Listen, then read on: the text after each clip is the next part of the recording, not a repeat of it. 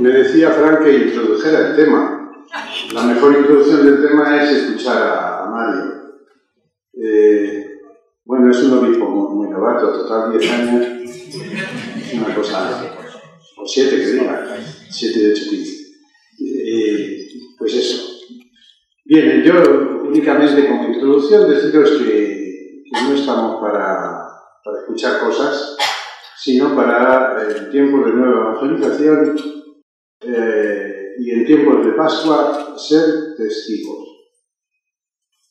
Y las familias estáis llamadas especialmente a dar ese testimonio de la presencia del Señor entre la gente. El mejor evangelio es esa antropología cristiana que nos ha dejado nuestro Señor Jesucristo y desde un humanismo cristiano ofrecer a tantos humanismos, tantos modelos que hay por ahí, ofrecerle lo que somos. Ser vosotros mismos, los matrimonios y los que os acompañamos, saberos acompañar en esa dirección. Y así es, la vida y el Evangelio se hacen presentes en la vida matrimonial y por el matrimonio en la sociedad, en la amplísima red de relaciones que el matrimonio es en sí mismo. Pues nada más, escuchar a Mario, agradecerle que me haya sacado del trabajo de la conferencia como chofer, pero me parecía muy mal mandarlo para que ahí no venga inmediato. Pues muchas gracias. Están todos los seminaristas mayores, a ver si me los catequizas un poco para que se interesen por los matrimonios, porque salen siempre pensando en otras cosas. Pues muchas gracias, Mario.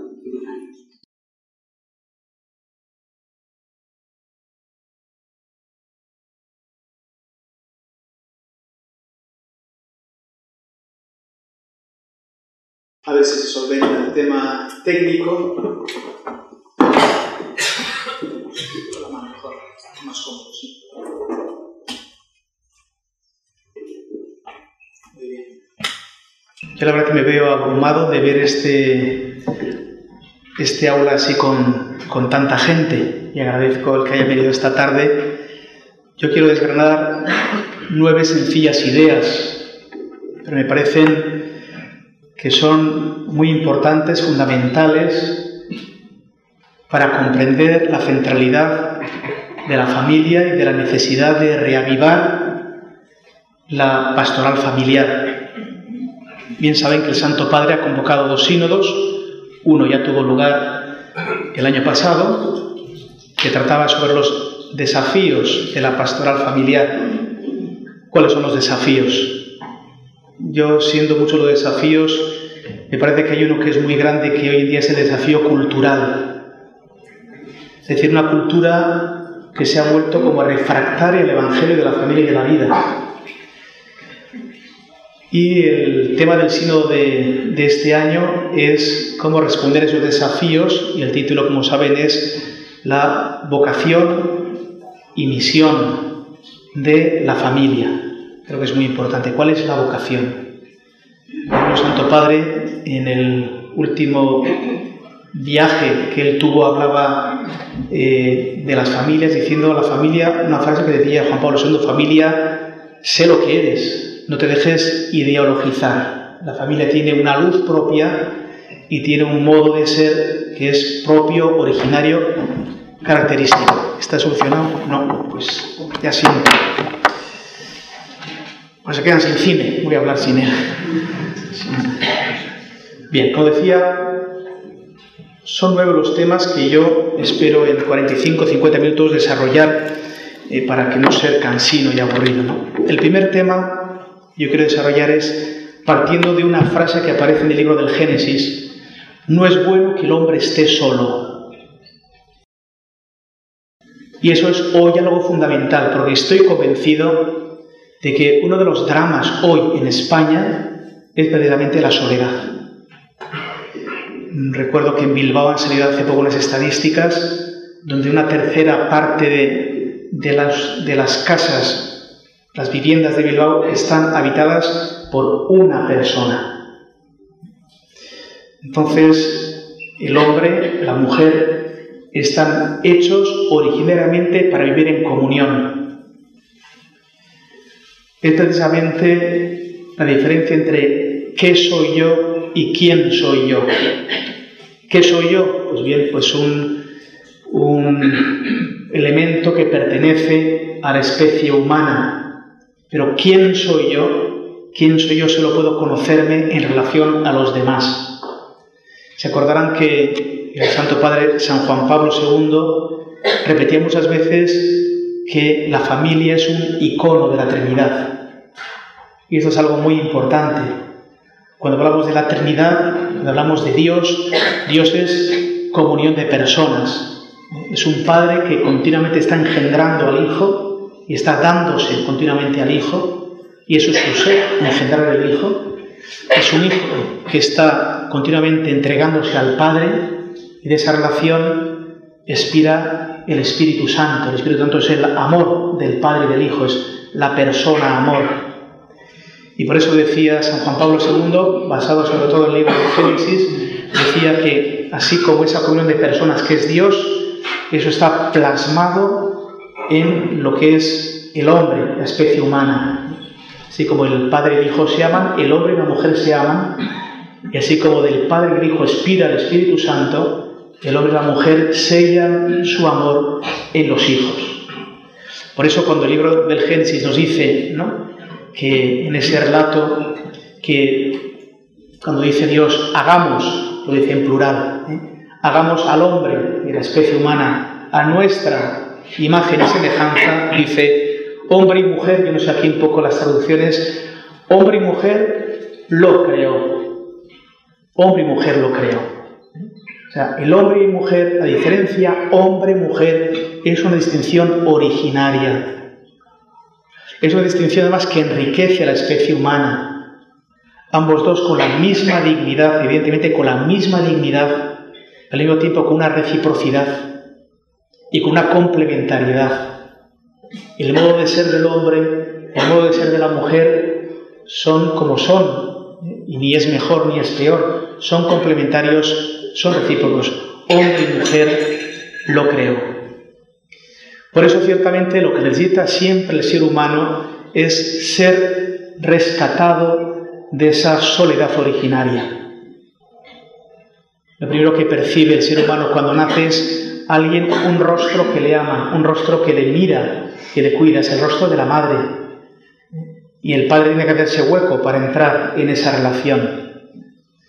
De hecho, en el libro del Génesis, cuando aparece también ese relato parabólico, ¿no?, de que Dios crea los animales y estaba Adán dándoles nombre a las cosas y a los animales.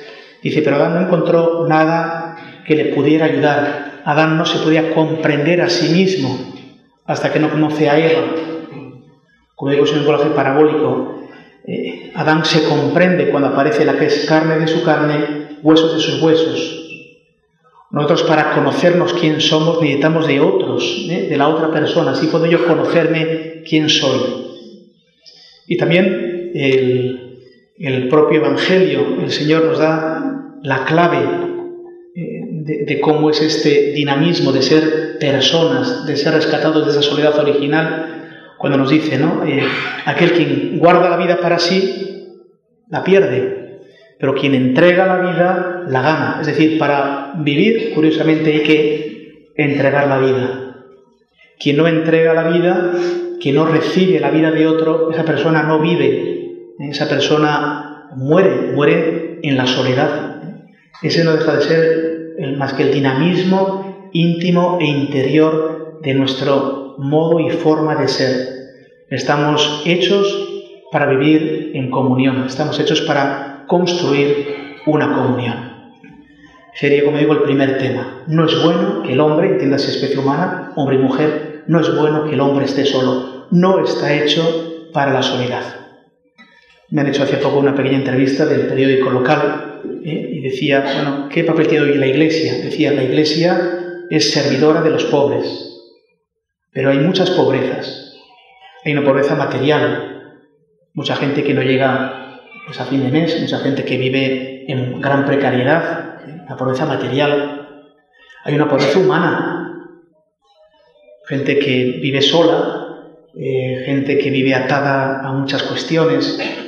Hay una pobreza espiritual, no conocer el sentido de la vida, no dar sentido a las cosas buenas y a las cosas malas de nuestra vida. Hoy en día se nos esconde que ya en España la primera causa de mortalidad entre los jóvenes no son los accidentes de tráfico, son los suicidios. Y por eso no sale en ningún sitio. Es decir, es tremendo decir, prefiero no vivir.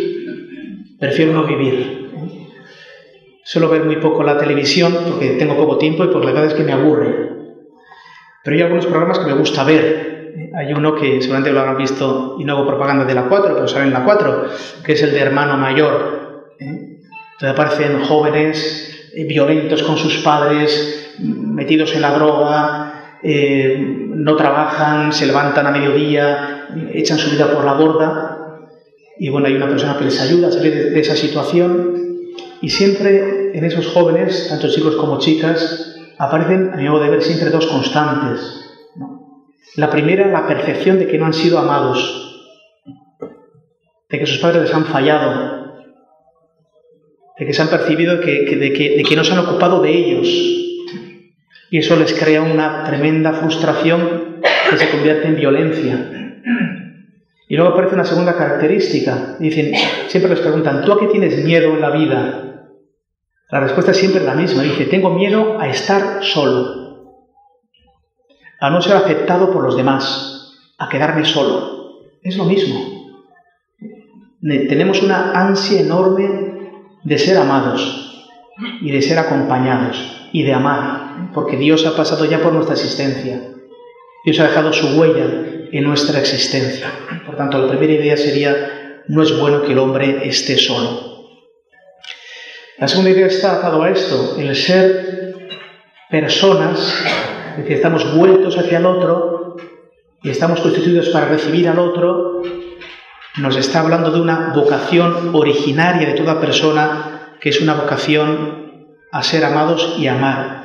Nuestra vocación es amar.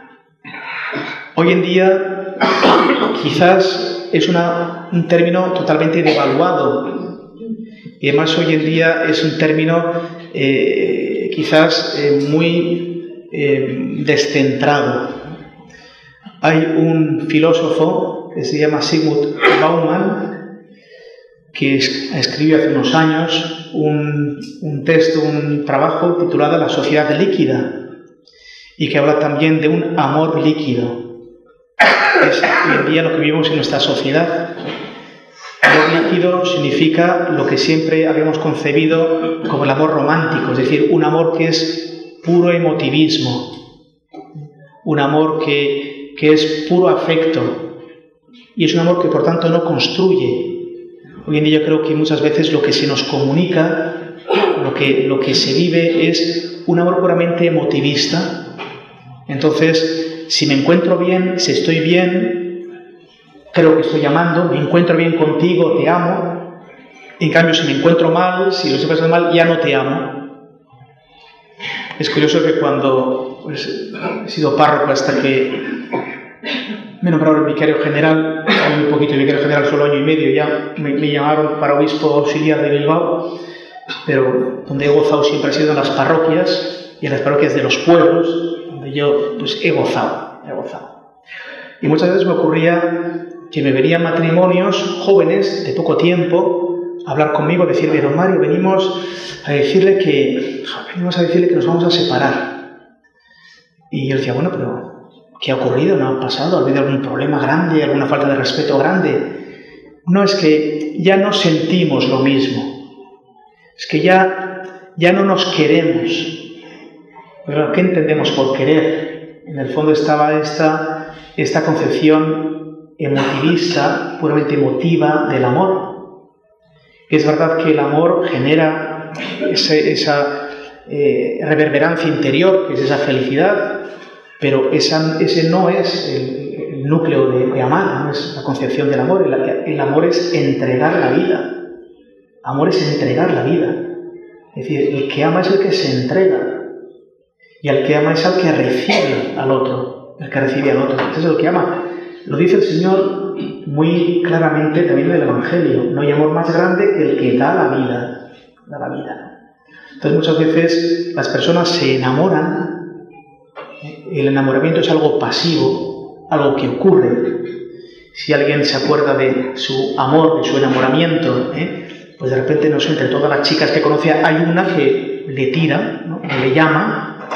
Y no es que ha elegido, no es que ha dicho yo me voy a enamorar de aquella. No, entre todas hay una que le ha tocado el corazón, se ha enamorado, ocurre, es una pasión. Y como pasión es algo inestable. Pero es que el amor es pasar ahora a la acción. El amor es construir. El amor es meter la voluntad. Yo de esta persona de la que me he enamorado, de la que preveo una promesa de felicidad en mi vida, una promesa de que puedo construir con alguien mi vida, porque amar es construir una vida, construir, pues ahora tengo que poner la voluntad. Yo recuerdo que estudiando en Roma, allí pues me licencié y me doctoré del Juan Pablo II, hace ya 15 años, ya el tiempo va pasando. Recuerdo que vino un cura, no sé, era indio, era ciertamente oriental, y decían, es que ustedes en Occidente, porque se aman, decía él, se casan, pero nosotros en Oriente, porque nos casamos, nos amamos. Eso es algo muy importante. Es decir, porque nos casamos, nos comprometemos a construir, nos comprometemos a amarnos, a donarnos. Por tanto, la pregunta no es tanto cómo puedo ser yo feliz contigo, sino la pregunta es cómo yo te puedo hacer feliz a ti con mi vida. Por eso el amor conlleva siempre sacrificio, conlleva siempre renuncia, conlleva siempre una maduración. Amor y sacrificio están unidos.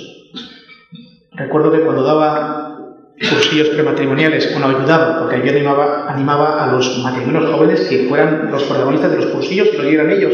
Les ayudaba a prepararse, ellos los daban. Yo les acompañaba.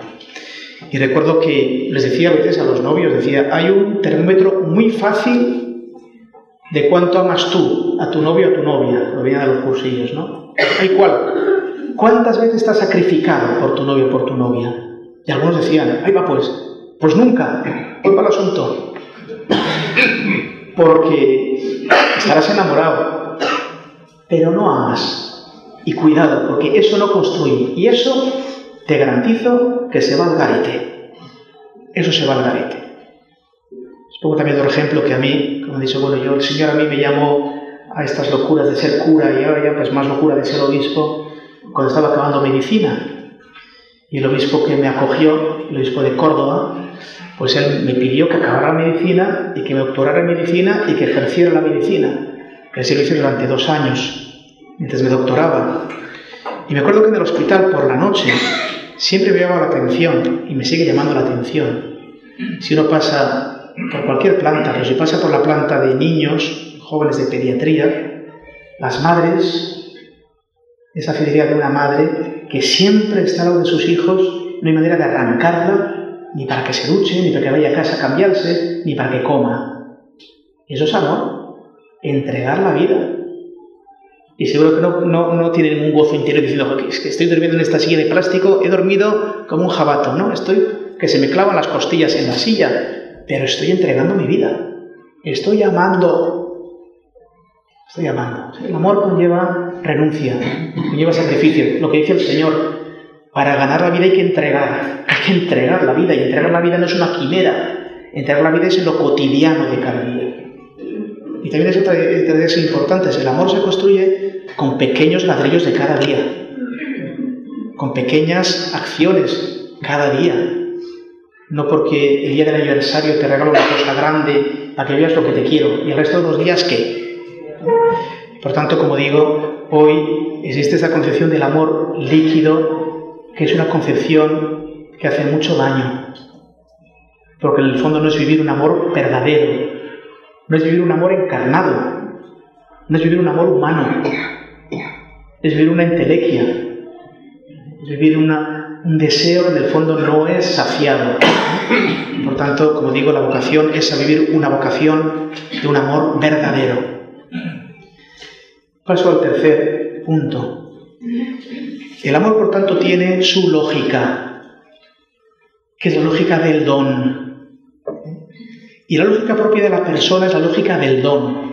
Yo recuerdo que estos días estamos mismos tratando cuestiones de doctrina social de la Iglesia, en el cual don Antonio es un grandísimo experto.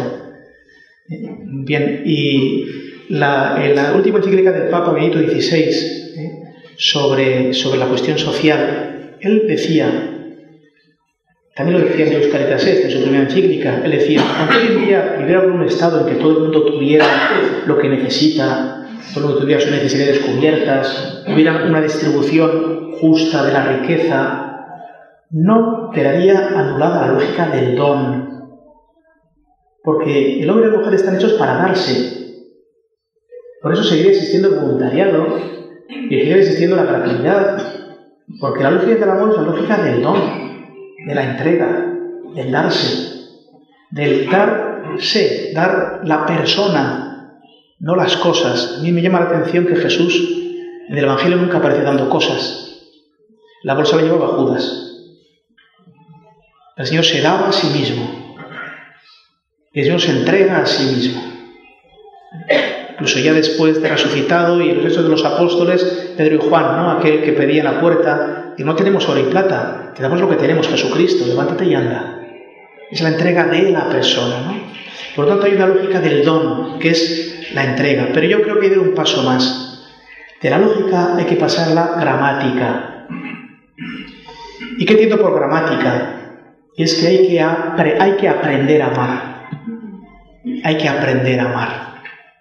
No sabemos amar. Y nuestros jóvenes no saben amar. Y pensamos que aprender a amar es simplemente la transmisión de unos conocimientos, a veces puramente higiénicos, ¿no? Y aprender a amar significa una educación. La palabra educación es muy interesante. La palabra educación viene de dos términos latinos, no sé, los seminaristas ahora estudian mucho latín, yo estudié poco, en mi época también había poco latín. Don Antonio seguramente sí estudió latín y potentemente, ¿no? Educar viene de dos verbos, del educere, del verbo ducere, de los dos. Educere significa sacar de dentro, ¿no? Sacar lo que llevas dentro. O sea, educar no es meter cosas, como una butifarra, topa dentro, ¿no? No, sacar lo mejor de dentro, ¿no? Y ducere, guiar, es sacar de modo guiado, ¿no? Entonces hay que educar a las personas a amar, es decir, sacar los deseos que llevan dentro, que son deseos de eternidad, deseos de bien, deseos de ser amado, deseos de estabilidad. La gente cuando se viene a casar, viene para casarse para siempre. Lo que pide su corazón es casarse para siempre. Yo recuerdo que hace unos años, no sé qué país del norte de Europa, pensaban que habían inventado la pólvora. Hemos inventado el matrimonio a plazos, cada 2 años, cada 3 años. Eso no es lo que pide el corazón humano. El corazón humano pide ser amado de modo estable. Y si tenéis experiencia, bueno, la propia experiencia personal de los que estáis casados, ¿no? O los que somos consagrados, ¿no? Es una promesa de eternidad, porque eso es lo que responde al corazón. Nadie se hace amigo para 3 meses, nadie se hace esposo para 3 años. De hecho, los jóvenes cuando vienen a casarse piden ser ayudados para que esto cuaje, ¿no? Pero creo que esto era un poco provocativo en los cursillos, porque, claro, estuve de paro con un pueblo que se llama Lucena, en el sur de Córdoba, y bueno, pues eran numerosos los cursillos, la verdad. Igual venían 40 parejas, 80, ¿no? Yo, que en fin, no me acabo de convertir y soy un poco malo, Poco. Entonces, bueno, pues les pinchaba. Bueno, ¿por qué venís a este cursillo? A esta preparación de esos encuentros. Claro, los ponemos de encima cachondeo, ¿no? Entonces ya siempre más avanzado. Pues venimos porque si no tenemos el cursillo, nos dan el papel y no nos podemos casar. Yo decía, falso. Venís porque dicen las estadísticas que a los 5 años se han roto casi la mitad de los matrimonios. Y a los 15 años se ha roto casi el 70% de los matrimonios. Eso quiere decir que, según las estadísticas, dentro de 5 años, la mitad de lo que hacéis aquí habréis roto la pareja. ¿Pareja? No sé qué. Sí. ¿Vosotros sois extraterrestres o sois españoles? Pues la estadística en España dice que a los 5 años se ha roto la mitad de los matrimonios. Y estamos aquí para prevenir eso. Y a todos les interesaba. Porque yo quiero que esta persona sea mi compañero o compañera de vida para siempre. Y entonces vamos a intentar educaros para que tengáis los resortes fundamentales de poder amar. Tengo que dar la primicia de que, si Dios quiere, ya la semana que viene estará colgada en la página web de la Conferencia Episcopal el curso que tenemos para la educación afectivo-sexual de los adolescentes y jóvenes. Son 6 unidades didácticas que estará gratuitamente colgada en la página web de la diócesis, de la Conferencia Episcopal. Y si Dios quiere, las jornadas de este verano de julio estarán dedicadas a preparar a la gente a utilizar este material. Entonces, por tanto, hay que educar la libertad de la persona, hay que educar los afectos, hay que educar la voluntad. Y para eso tenemos ayudas. De entrada, ya es una palabra como denostada, ¿no? La ley natural nos da unas pistas. Hoy en día quizá está denostada la ley natural. De hecho, por ejemplo, el sínodo no habla de la ley natural, pero habla de su sinónimo, el orden de la creación. La creación tiene un orden.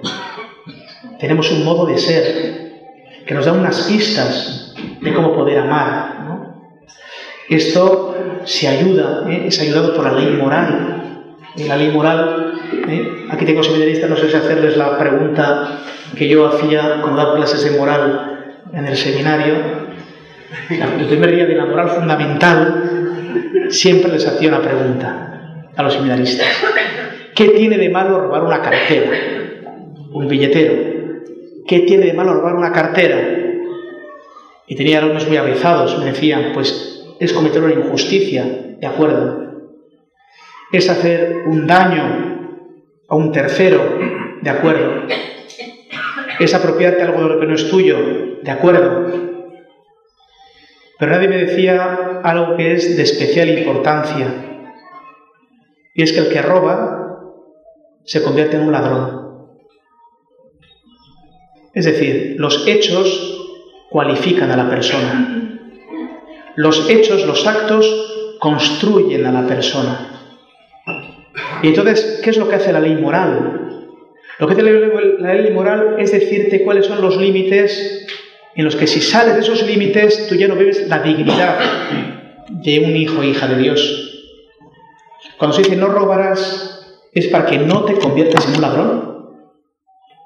Cuando dice no mentirás, es para que no te conviertas en un mentiroso.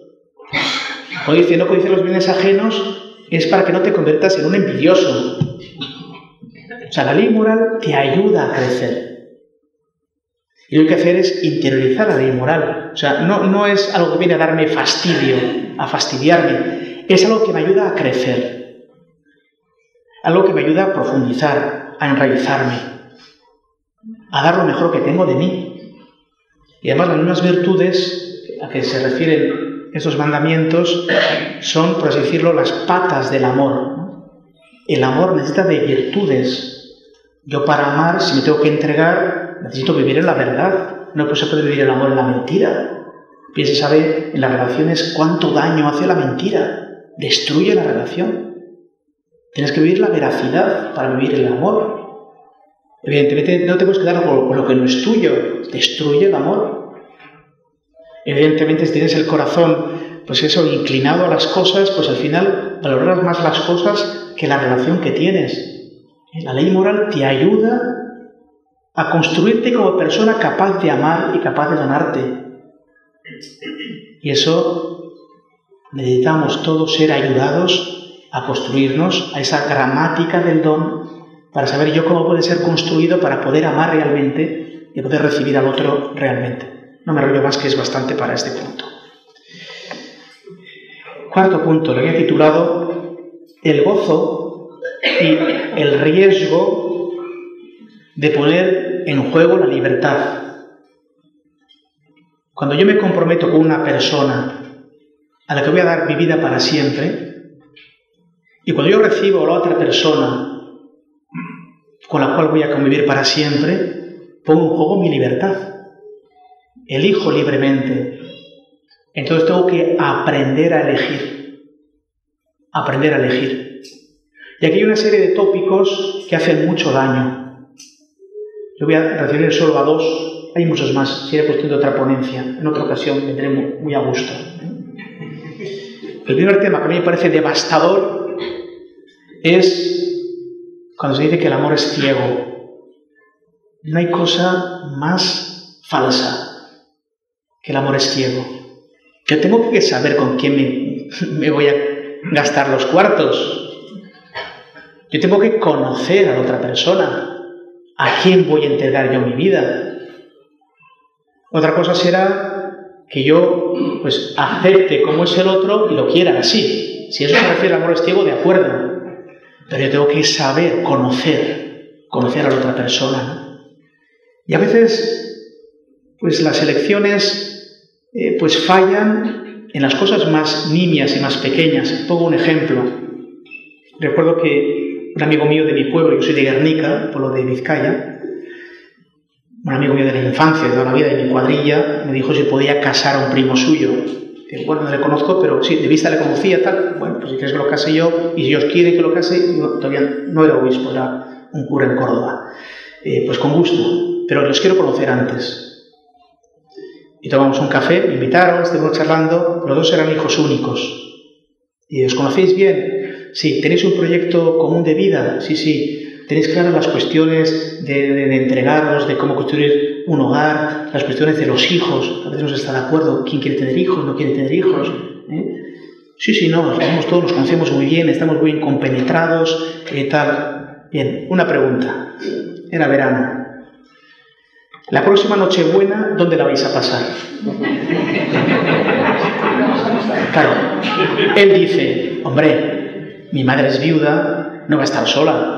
Pues vendremos los dos a casa de mi madre. Y la otra, no.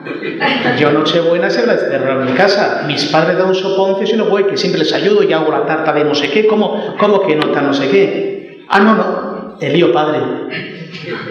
Yo no les casé. Es decir, hay que estar de acuerdo en las cuestiones fundamentales. La segunda gran falsedad o creencia es no aceptar al otro como es, sino aceptar una proyección falsa de mí sobre el otro. O todavía peor, pensar que yo puedo reeducar al otro, o a la otra. Se puede dar una cierta, pasar un poco dar un cierto retoque, pero el otro es como es. Pongo también otro ejemplo. Estuve de párroco en 3 lugares. Pues en otro lugar que está en Sierra Morena, se llama Almodóvar del Río. Está en Sierra Morena y ahí hay mucha costumbre de caza mayor. La gente joven va a la caza mayor. Recuerdo que preparé unos novios para casar y el fin de semana le vi a la novia sola tomando café. Iba yo a ver una enferma, a hacer algún recado tal, y le veo sola a la novia. Le digo, hombre, bonita, pero si os casáis ya la semana que viene, ¿dónde está tu novio? ¿Dónde está fulanito? No, es que le tocaba ir a cazar este fin de semana. Bueno, pues pero si os casé la semana que viene hubiera sido mejor estar. No, pero él tenía ya compromiso, tal, pero ya me ha dicho que cuando nos casemos ya no voy a ir a cazar. Ay, hija mía. Qué inocente. Cuando os caséis irá casi todos los fines de semana. Quiérelo como es. ¿Y le huelen los pies? Acéptalo. Se tiene que comprar unos pinos de coche, ponerlos en los zapatos todos los días. Y lo mismo es la otra persona. Es decir, hay que aceptar el lote entero. y querer el lote entero. Y no hacer proyecciones sobre el otro. En Córdoba se decía con una frase un poco grosera, pero yo creo que es clave la realidad. En Córdoba se decía: el que nace lechón muere cochino. No intentes que sea libélula a los 40 años y ya, a partir de los 20 estamos ya más duros que la pata de Saladino, ya no. Entonces la libertad se pone en juego y tengo que aprender a elegir y tengo que saber elegir y además cada día yo tengo que reafirmar esa elección. También hoy en día nuestra sociedad, nuestra cultura pone como en contraposición la libertad con la obediencia, cuando es justo lo contrario. La obediencia o la determinación de la libertad reafirma la libertad. Que don Antonio y yo seamos obispos y sacerdotes y casados no quiere decir que ya hemos perdido la libertad, no. Cada día nos reafirmamos. Libremente hemos optado por esto y libremente seguimos entregando la vida hasta el final y pedimos al Señor que nos sostenga en esa. Nuestra libertad es una libertad plena, no hemos perdido ni un ápice de libertad.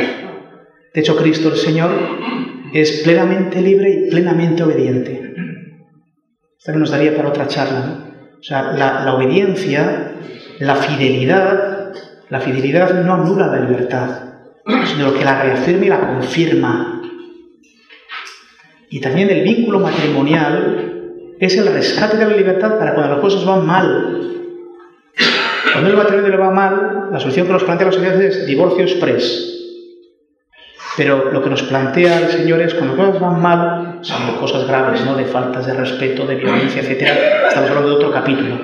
Pero ¿quién no tiene una crisis vocacional? En su vocación matrimonial, en su vocación sacerdotal, vendrán y es normal que vengan. Son etapas de crecimiento.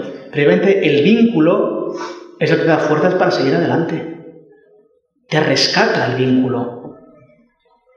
La promesa sacerdotal, el anillo episcopal, en el momento que dices, bueno, esto está como muy negro, es el que te tira para adelante, para que tu libertad siga estable en lo que prometiste y que otro sostiene,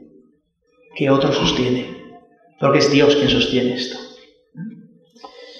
Bien, quinto punto.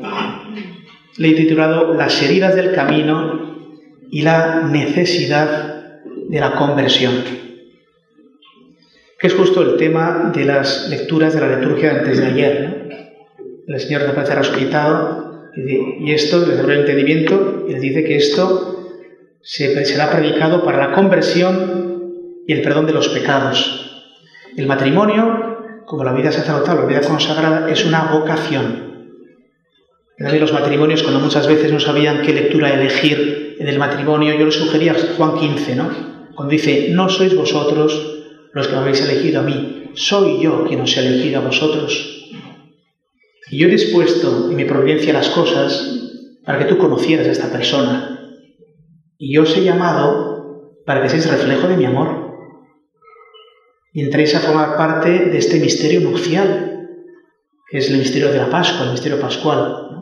Es el Señor, por tanto, quien elige. Y eso conlleva una conversión personal. Como dice también la Escritura, ¿no? Como dista el cielo de la tierra, mis caminos no son vuestros caminos. Conversión, convertere, volverse hacia el Señor. El camino matrimonial es un camino de conversión.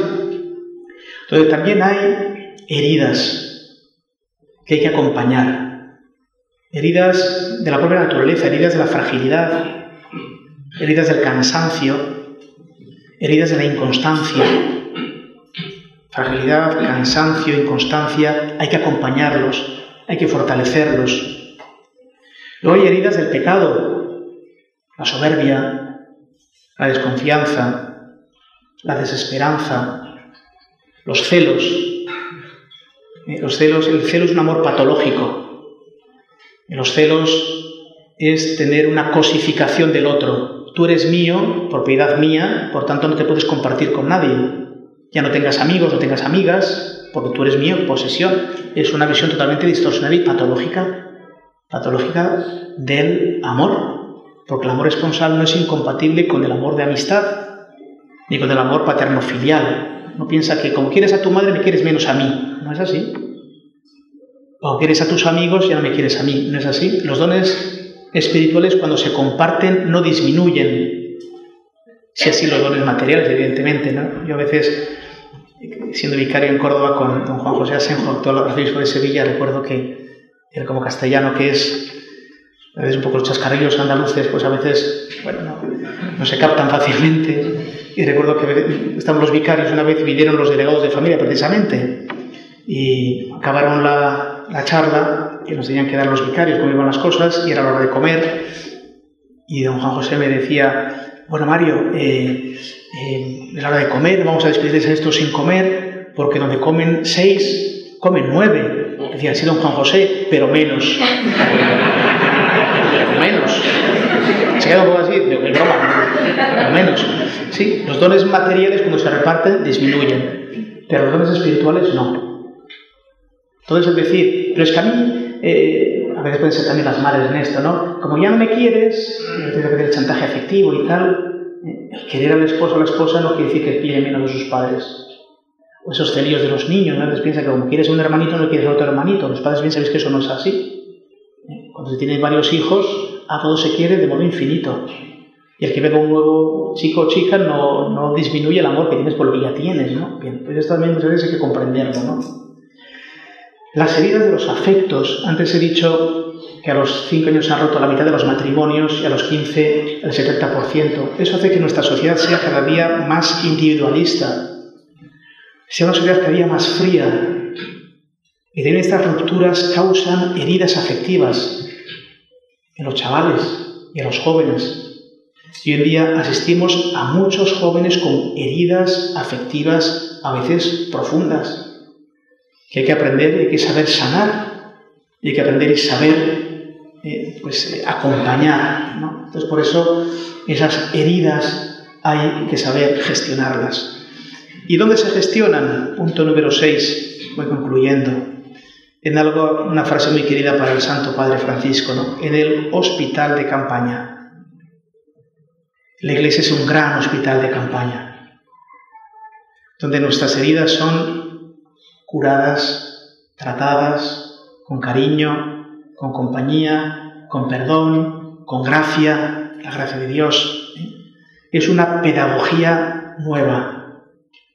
Es el amor encarnado. Dios nos enseña a amar de un modo nuevo.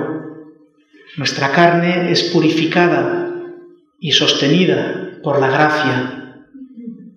Y hay unos elementos muy importantes, ¿no? Primero, el misterio de la Eucaristía. La Eucaristía es el don de Cristo. Él siempre me parece que son de las muchas frases de oro del Papa Benedicto XVI. En el Sacramentum Caritatis, el punto número 1, que es el frontispicio, ya sería para meditar toda la vida, ¿no? Cuando dice que la Eucaristía es el don de Cristo. Donde Cristo hace un don para todos, para que ahora yo pueda ser sostenido, yo pueda ser un don para los demás. Antes se ha hablado de la lógica del don, la gramática del don, y en el fondo es una lógica eucarística. El Señor se hace don para que yo sea don para los demás y pueda dar a los demás, ¿no?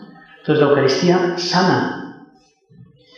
En el sacramento del matrimonio, uno de los efectos es previamente sanar la concupiscencia. El sacramento sostiene permanentemente a los esposos para amarse de un modo nuevo. Yo siempre comparo el corazón humano herido por el pecado como esas puertas batibles de las películas del oeste, ¿no? que vuelven siempre a su sitio, ¿no? Uno las abre, bueno, pero se cierran, ¿no? El corazón humano herido por el pecado está para darse a los demás, pero no lo puede hacer de modo completo. En algún modo siempre se busca a sí mismo, ¿no? Yo te amo a ti, pero también yo me busco a mí. Está como el pecado nos vuelve como hacia nosotros, ¿no? Nos impide ese don total, ese darnos hacia afuera, ¿no? Lo que hace el sacramento del matrimonio es precisamente, pues, sanar esas puertas que nos cierran, ¿no? Hacer que yo pueda donarme plenamente y hacer que yo te pueda recibir como tú eres plenamente. Ese es el efecto del sacramento del matrimonio. Le digamos el sacramento de la reconciliación, donde perdón y misericordia son la perfección del amor. Si vemos lo que es la palabra perdón, si la cortamos, ¿no? Perdón, perdonarse, la cortamos. Donarse por encima de. Cuando yo recibo una ofensa, lo que hace mi ser es retraerse, ¿no? Tú me has ofendido, yo me retraigo. ¿Qué significa el perdón? Yo me vuelvo a dar por encima de la ofensa. El perdón es la perfección del amor. Y la misericordia, que es el perdón que rescata, es la perfección del amor. Por eso Cristo resucitado muestra las llagas de la pasión. Y de esto ha pasado. Aquí están las señales. Pero yo he perdonado. Yo me he dado totalmente, por encima de las llagas de la pasión, ¿no? Por eso el sacramento de la reconciliación nos ayuda también en las heridas del matrimonio a darnos, a perdonar. En el matrimonio habrá heridas, claro que sí. Y pues nos faltaremos alguna vez al respeto. Y luego le diremos haciendo daño al otro. Pero para eso está el perdón. Yo soy capacitado para, por encima de eso, darme. No puedo decir no ha ocurrido nada, ¿eh? De hecho, bien sabemos, y también la psicología lo dice, ¿no? Para curar una herida, lo primero que hay que hacer es reconocerla. Solo cuando se reconoce, incluso se verbaliza el trauma, la agresión, puede comenzar la sanación. Por tanto, en el hospital de campaña soy ayudado a sanar las heridas del camino por el perdón, sacramento del matrimonio, sacramento de la Eucaristía, en la compañía de la Iglesia. Punto 7. El amor no queda encerrado en sí mismo. El título del punto 7, un amor que engendra vida y eternidad. El amor es siempre fecundo. El amor es siempre fecundo. El amor siempre genera vida. Y precisamente a los esposos se les han dado las llaves de la vida.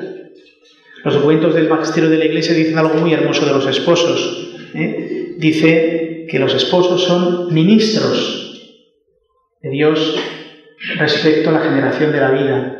Ministros servidores, los que al Señor ha confiado, en quienes el Señor ha confiado el venir a la existencia una nueva vida. Por eso los hijos, en cierto modo, son signo, testimonio, corona del amor de los esposos. De hecho, cuando un matrimonio pues no tiene descendencia, se vive una especie de psicología de tumba. Un amor que está como limitado. El amor genera siempre vida.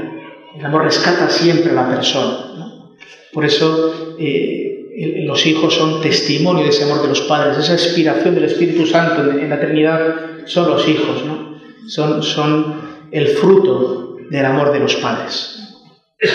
Voy terminando. 2 palabras para el punto 8 y para el punto 9. El punto 8 lo he titulado un amor que desborda la familia. El amor esponsal no solo se prolonga del amor de los hijos, sino que desborda la propia familia. Yo por eso suelo decir que Cáritas nace de la familia. Es decir, el amor siempre desborda los límites. Y además, el amor tiene instinto para ver las pobrezas. Cuando uno ama, es capacitado para ver las necesidades del otro. No solo necesidades materiales, necesidades de otro tipo. Yo creo que eso lo hemos aprendido todos en nuestras familias y en nuestras madres. Yo recuerdo de mi madre, muchas veces vive conmigo. Mi madre tiene 90 años y vive conmigo. Tengo una tía, hermana de mi madre soltera, de 95 años, y que yo por las tardes no hago de enfermero en casa. Durante el día hay una persona que se atiende y de noche estoy yo de enfermero. Y de cocinero también por la noche. No va mal la cosa, se me ve además que no va mal la cosa. Bien.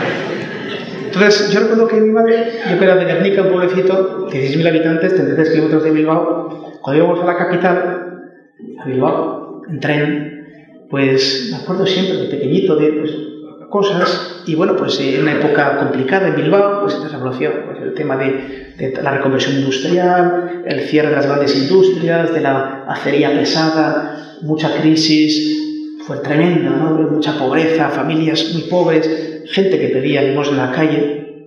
Yo sé que está controvertido dar no dar, pero yo creo que siempre mi madre, cuando íbamos a Bilbao, no había pobre que no llevara algo. Mi familia es una familia normalita. Pero recuerdo que siempre mi madre me daba, aunque sea la otra parte de la acera, toma Mario, ahí, tal, y siempre me decía, seguro que están peor que nosotros. Enseña a ver, el amor enseña a ver de un modo nuevo. O lo mismo, aquella persona está sola. Aquella canción del otro día mismo, pues en adoración perpetua, debajo de mi casa hay adoración perpetua, y un señor se cayó, le dio un mareo, y parece que el señor ese vivía solo. Mi madre todavía me está dando la matraca. Oye, ¿qué ha sido ese señor que vive solo? ¿Qué podemos hacer por ese señor que vive solo? ¿Cómo le podemos acompañar? A los 90 años, si tú bastante tienes convivir para ti, que ya no te sujetas con 2 bastones. El amor en la familia enseña a ver de un modo nuevo las pobrezas. Y no solo a verlas, sino además a ser eficaces. Que esa distinción entre compasión y misericordia, ¿no? La compasión es padecer con el otro. Bien, padezco con el otro. La misericordia es rescatar al otro de su situación. Rescatar al otro, ¿no? Y el amor siempre rescata y recrea. Recuerdo también de una familia en Córdoba, de un pueblo de Córdoba, una familia que tenía varios hijos, una familia económicamente limitada, pero decían, nosotros siempre hemos visto como una vocación tener también algún niño adoptado, algún niño que no tenga familia. Entonces fueron a la Junta de Andalucía, hicieron los papeles, después de muchos líos, muchos tiempos, dicen que les habían concedido un niño. Y les pedían, pues, qué características, yo quería muy jovencito, bebé, pues, niño un poco más mayor, niño o niña, tal. Y estos, que son matrimonio y los hijos extraordinarios, decían, lo que nos den, lo que nadie pida. Y les dieron una niña, que tenía 45 años, Down y autista, que era un manejo muy complicado. Pero cuando iba a verles, la verdad que era... Y yo decía, bueno, se lo viven con un amor, con una naturalidad, y era la alegría de la casa. Cuando quien no ama no sería capaz de estar ahí. Como digo, el ver las necesidades del otro, el socorrer al otro, el entregarse al otro, el ejercer la misericordia, ese modo de ver y ese modo de actuar, tiene las raíces en la familia. Yo os digo que Cáritas nace de la familia. Y pastoral familiar tiene mucho que ver con Cáritas. No, aquí están los de pastoral familiar, aquí están los de Cáritas. No, hay una relación antropológica y teológica interior y experiencial interior muy grande, muy grande. Y el último punto. Lo he titulado La familia en la ciudad de los hombres custodiada en el templo. Con este, es un poco así rimbombante, lo he sacado de los conversos ingleses, que yo siempre hablo con la relación de la persona, la familia, con la sociedad y con la iglesia, ¿no? Y yo esto lo diría de modo muy sencillo, con unas palabras de la última homilía del Papa Benedicto XVI en la última Nochebuena, ¿no? Que decía que en último término, y es una verdad que es evidente, pero a veces no nos damos cuenta, ¿no? Que solo podemos ser hermanos si tenemos un padre común. Cuando desaparece el padre de la esfera humana, ya no nos reconocemos hermanos. Por tanto, la sociedad cae en un individualismo y por tanto cae en buscar los propios intereses. Solo cuando existe un padre común se puede generar un tipo nuevo de relación humana. Se puede generar un modo nuevo de sociedad. De hecho, es curioso que las sociedades más avanzadas, aquí tenemos en España una especie como de complejo de citar a Dios y de citar las cosas cristianas, las sociedades más avanzadas tienen en su frontispicio de la Constitución a Dios. La sociedad, no sé, Alemania, Inglaterra, los países nórdicos, Estados Unidos. Dios como garante, en Dios, ¿no? Hasta cosas tan materiales como el dólar, ¿no? Solo en Dios confiamos. Entonces, en el último término, el garante de una sociedad justa y en paz, en el último término es Dios. Porque con Él somos capaces de reconocernos hermanos y de amar a lo que no es amable, es lo que yo de entrada no me saldría a amar. Pero si lo reconozco como hermano porque tengo el mismo padre, podré amarle. Y es brevemente en la familia donde se aprende Se vive la maternidad y la paternidad.